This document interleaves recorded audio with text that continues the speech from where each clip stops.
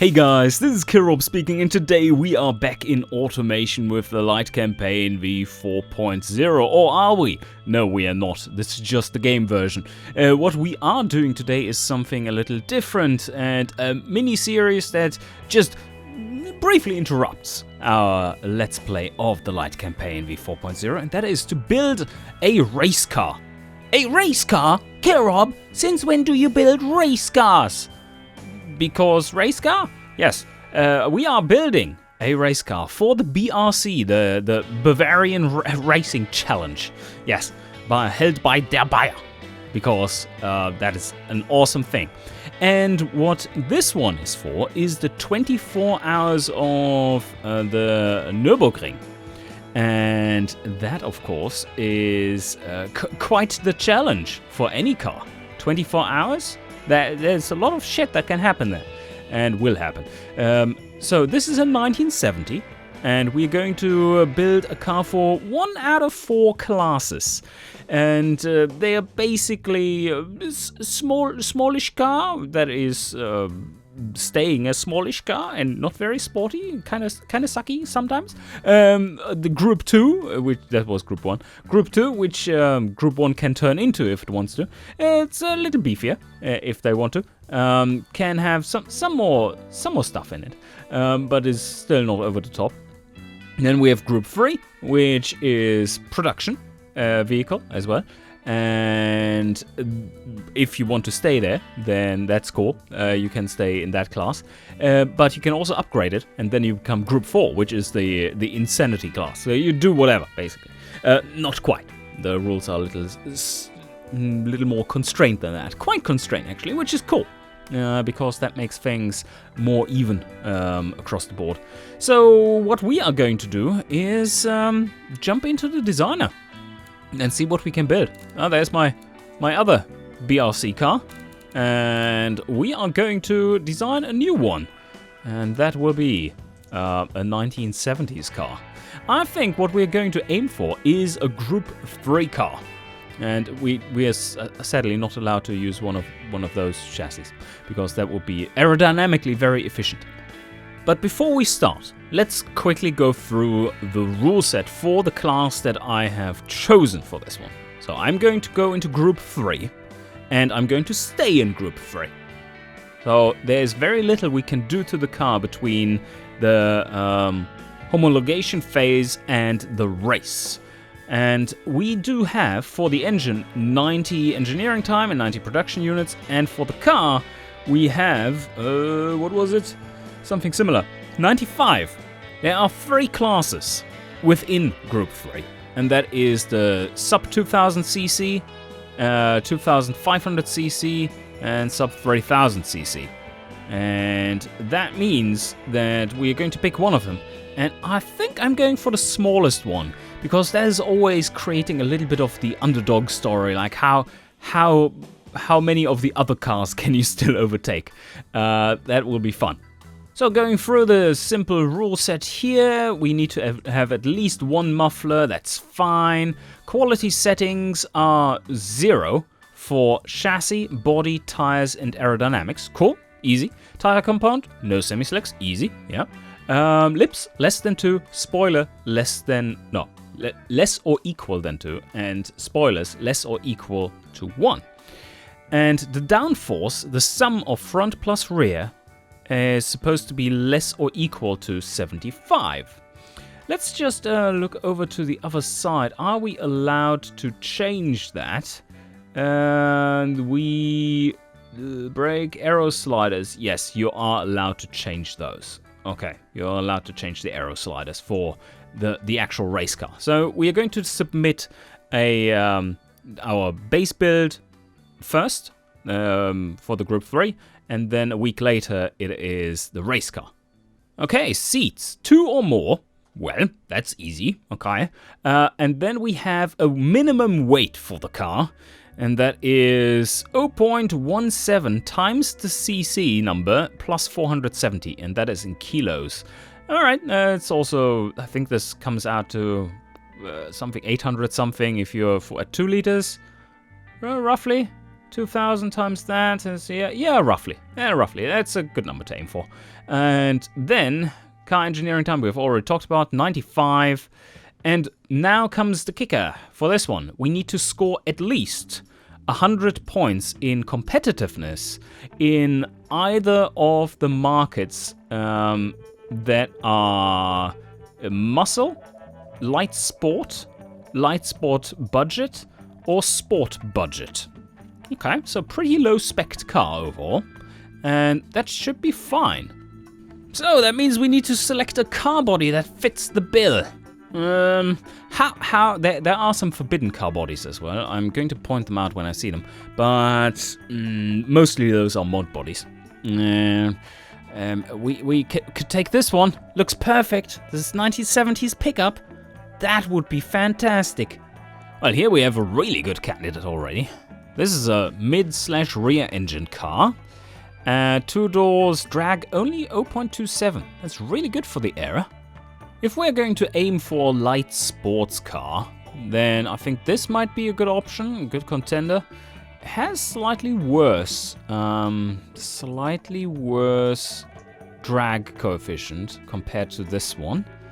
And I think we don't need to be quite as lightweight because we are allowed to later on play with the quality slider of the safety to bring the car's weight down for the race version. So that's straightforward. Let's pick this one to start with. Just have it pre-selected and then go through some of the others. Can select all of these. This one, nah, it's slightly larger. It is slightly larger. We do want to hit that minimum weight, of course. I think this one would be viable if you... front or mid-engine, yeah. This one would be viable if you were going for a larger engine. Something closer to the 3-liter category. Yeah, or these. Holy shit, you're pushing a lot of air in front of you with these ones. Are there any other ones? This one is forbidden, and this one is forbidden, I believe. These are a little too good. We could, of course, go with that one, but this has, like, the worst drag coefficient ever. This one is cool looking, but also shit drag. It's basically like this. 0.48. Yeah, nice. Body family year is cut off at 1955. So between 1955 and 1970. So this is all we have, really. This one is pretty good. This one is actually pretty good. 0.31. But that's all, really. That's all we have. Could also use this one. I don't know if it was forbidden or not, but it looks so funny. This looks so funny. 0.3 though.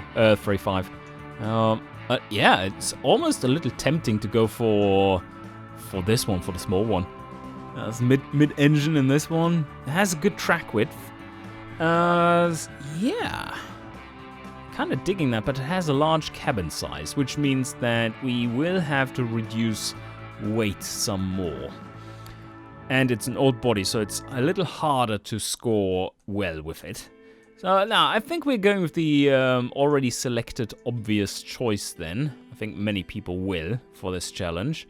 Where was it? Up here. Yeah, this one. Little wedge car. Let's go with it. Alright, here comes another rule. Interesting. We are not allowed to use any limited production parts.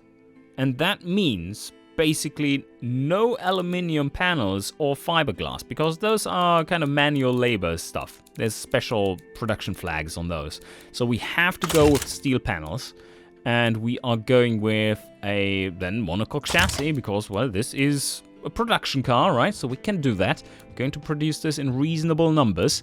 Chassis material, rusty? Do you like rusty? I like rusty. Let's go with rusty. Galvanized, though. The galvanized is kind of a little bit better. It's a little heavier, though.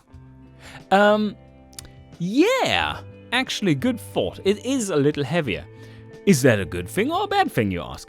Well, usually with race cars, that's a bad thing. But, hear me out, I would state the opposite. No, it's a good thing. Because that is weight that is close to the ground. If you have a minimum weight, and you can make other components lighter, to meet that minimum weight, then it's always better to have the weight low. So I'm going for galvanized steel for the chassis material, because that makes it a little lighter. Heavier down low, and that means we can make the top a little lighter. So we are going to place the engine mid-longitudinal, I guess. Front suspension, certainly not solid axle. Rear suspension, I think we can cheapen out a bit there. McPherson might be good enough. Because in the race, if something goes wrong with your suspension, you will have to repair it. And repairing double wishbone can be a bit of a pain in the nutsack. And that is not cool. So we are going to leave it as this. And now we need to create a new engine. And I have something in mind here. Speaking of low laying weight, we are going to create family 10. Because that's a very low number. We are going to make a Boxer 4. How about a light sports car with a Boxer 4? Isn't that a fancy choice? Yeah, I like it. Another cool question. Do we want to go with cast iron? Or do we want to... Oh, does it cost the same? Let's see. If we go for cast... What is... we have to check that out. If we're going for... Okay, this is slightly more expensive. That is quite a bit more expensive. Right. Interesting. Because this is another one of these things, of these choices, where we could consider to make this engine... I mean, it's a Boxer. That will be lying pretty low in the car. So that might be a good weight in the car that is placed in a good spot overall, especially if it's small enough to be pushed forward to the firewall into the middle of the car. Or would it be if it's mid? No, it would be pushed closer to the front axle. I never can remember it, how we are dealing with that. But anyway, let's start out with cast iron, because there is the limit of engineering time here, after all. What are we going for? Well, there is the class of sub 2 liter, and of course it makes the most sense to go for 2 liters. But let's be a little tricky about this. Let's do a proper underdog story here. We are going with... how about 1.8 liters? Because reasons. Those are nice numbers, aren't they? A direct acting overhead cam. We don't need no fancy shit in there. Instead, we are going to put that into some quality. And we can use only standard components. Or forged works can be used, I believe. Yep, there's nothing in the rules against forged parts as far as I can see.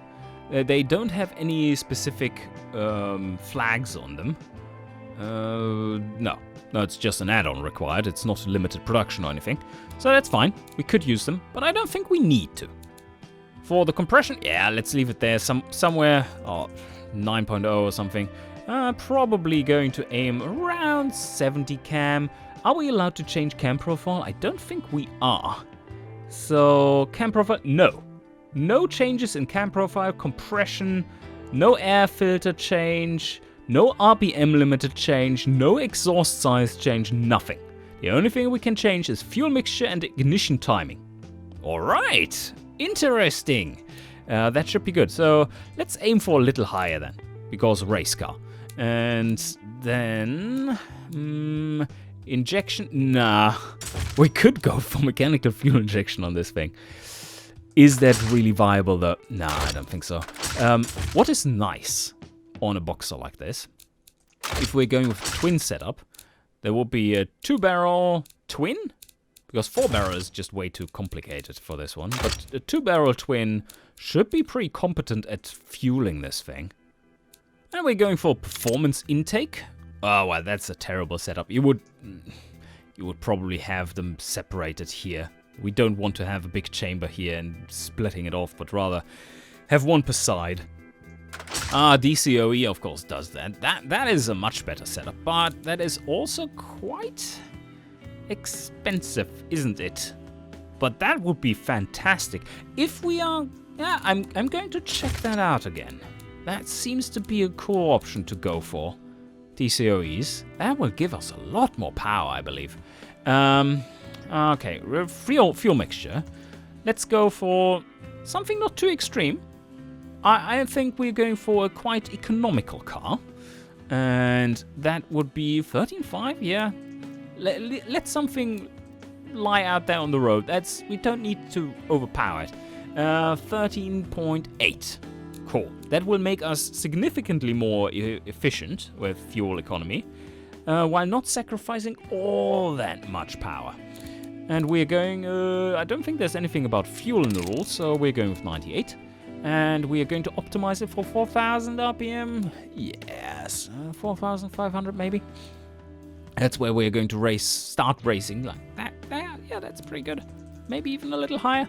We try to get away with something here because we need to think about it needs to be appealing to the markets, but it also needs to be good around the track. So if we optimize it for too high, then the markets suffer, but I don't think we are going to have much of a problem to make it good for light sport, because this is an archetypal light sports car.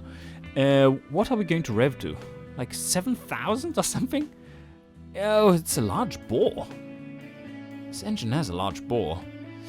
Are we allowed some fuel system quality? Because that would be nice to have. But that's something that we can't really do if we go for DCOEs, because that is going to balloon engineering time.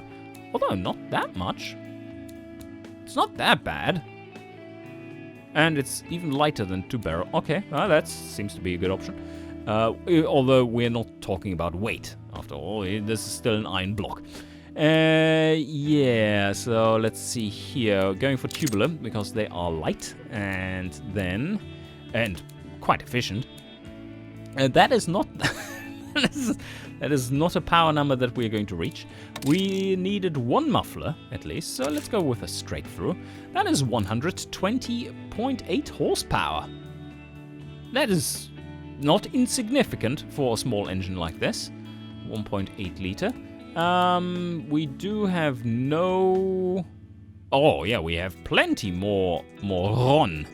Let's pull some RON numbers in there. Yep. Oh, that's looking good.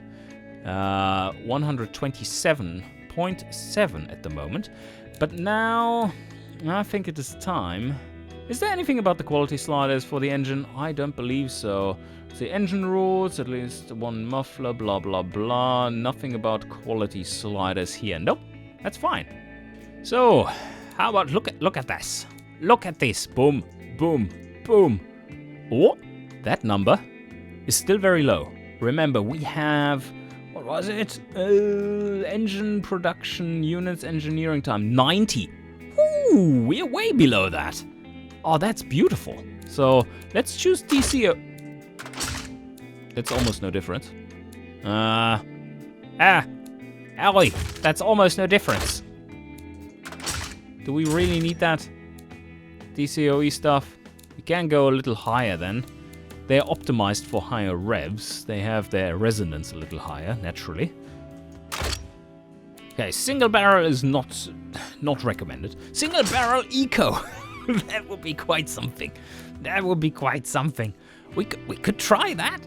Engineering time, twin carb, single barrel eco, go super fuel efficient. Yeah. No, we're not going to. But I don't quite like this choice then of DCOEs, even though they are a little bit lighter. They give me a lot more throttle response. We don't necessarily want the throttle response, because that is going to make the car more sporty. And then you ask, like, but Karob, why don't you want to have it more sporty? Well, there is something that is in the game that is the track times are penalized by a too high ratio between sportiness divided by drivability. If that ratio gets too high, then you're going to lose some time on the track because the car is just not drivable enough, so you're going to make smaller mistakes. And that is in those calculations. And that means that we probably don't want to hammer on the point of sportiness, but rather keep it a little tame. So I'm going to stick with my 2-barrel solution. And this is all good. We are at the limit, over the limit in fact. And now we can increase the fuel system quality, and that doesn't... Look at our production units. They are nowhere to be found. That's still good. +5. This engine is going to be super reliable. The exhaust, though, we need to fiddle around with that. 144. Do we want to close that down or open it up? Gives us a nice low end there. I think we have enough headroom because we can rev this thing quite high. Yeah. Well, 6,700. It's not that high. Can't rev it much higher than that. We're losing reliability as is. So maybe I do want to open this up a little. We could increase the bottom end quality slightly. So 6.7, 6.8. Getting there, but still not good enough. And we're still well within the limits here. And that gets our reliability to insane levels for a race engine of that time. This is not okay, though. Like, if we are cutting off all the stress here, that is not okay. By the way, we still need to lower it once. That's not okay because we are not going to be geared properly. The rev limiter just cuts off way too early, which means that we're going to lose acceleration while we're accelerating through the gears. You need to rev out the lower gears in order to not drop too much in power after your shift. And no, it's not torque, it's power. Watch my old automation video that I made on that. Not on this channel, but on the automation channel. Power and torque. Just look for that on the channel. It's a superb explanation video if you haven't watched it yet. That took me a week to make, that video. Like a week of actual work, like 40 hours, probably. It was worth it, though, with all derivations and all the shit. That's really cool. Anyway, we do need to open this up more. No chance there. 7,000 is 6.9, I would guess, is the minimum. We also probably do want to... Wow. Add another one here. Ooh, +5. That's so juicy. That is so juicy. Okay, at +5, we can go a bit more over square. We can go more over square to get rid of this. I think that is what I'm going to do. This will lower this, the peak power, because earlier valve float. But what it will do is that our pistons don't die as soon, so we can rev it higher. And that is pretty nifty. So let's go for 88.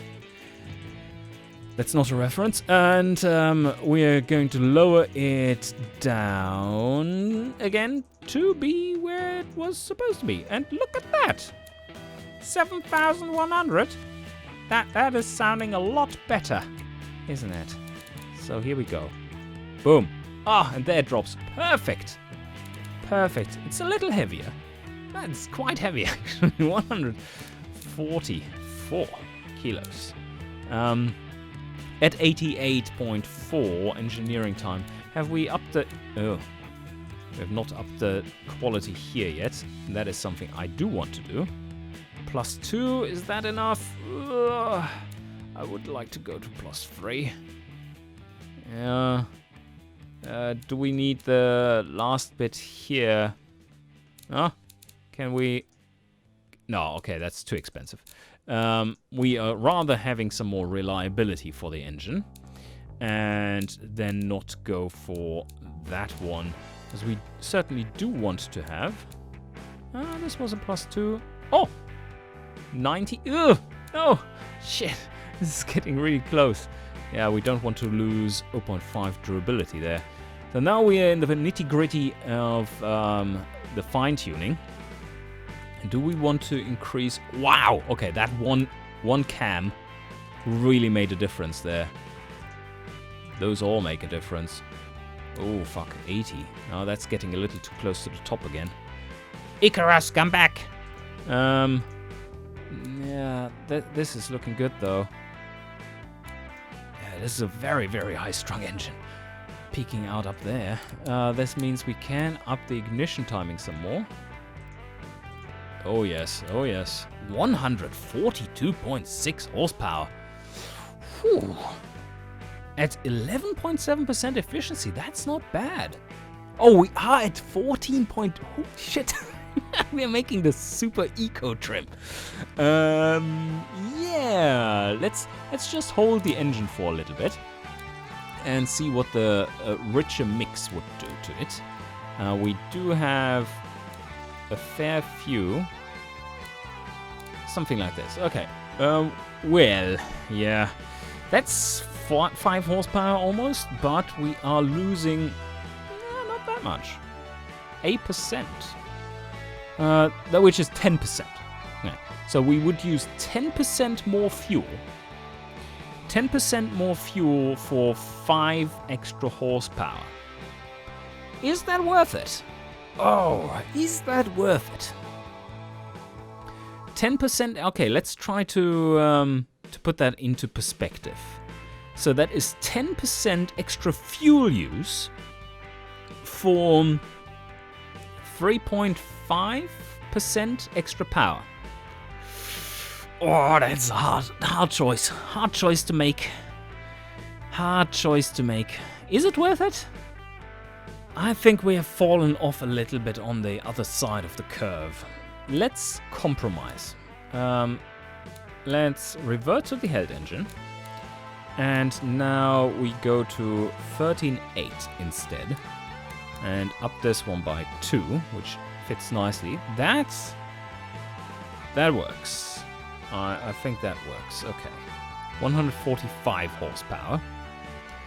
That should be good. Oh, also Iron Block makes it such that you get slightly more power. Slightly better power, because it's not losing quite as much through heat dissipation. Alright. This is all looking good. I think this engine is pretty much done. Performance index of almost 100. But we still have the problem of engineering time. So we need to probably... Oh yeah, this is not making much of a difference. So I'm going to take it. Yeah, that's fine. 89.4. There's not much else we can do here, really. Switching to race intakes really makes no difference. It's like 2.4 horsepower. Yeah, I don't think we need them. What a beautiful underdog engine. 200cc not used. And this is our setup. Over square as fuck, because boxer. And then direct acting overhead cam. How would that do with a 4... What? Holy shit! You can't rev up that thing unless you go for forged internals. That would be an option, by the way. That would be an option. I think I'm going to leave it there. This is much better. 157. Yeah, that's a problem. This has not reset. No, just rechecking everything here. All looking good. Awesome. We have ourselves an engine. And I think that is already the first episode of this build process. I'm going to continue right after this one. But of course, I'm not going to share that with you. I want all the ad money. All the $3.50 or something. If even that. not even that, I promise you. Anyway, this is going to be a mini-series. And it should be good fun. I'm going to build both the this car, the homologation car, and then the race version of it. And I will have to design it too, at least slightly. So should be good fun. Next episode will be trim plus optimizations and seeing that we actually hit those demographics that we want to hit.